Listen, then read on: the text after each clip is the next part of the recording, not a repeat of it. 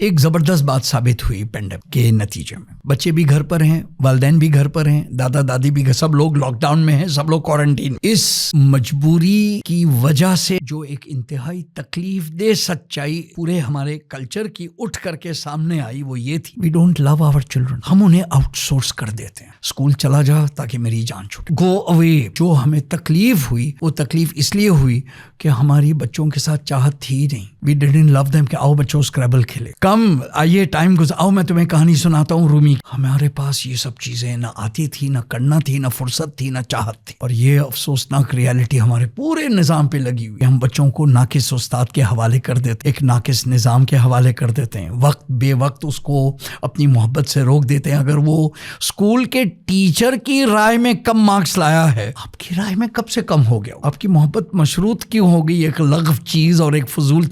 लेकिन unfortunately we don't love our children.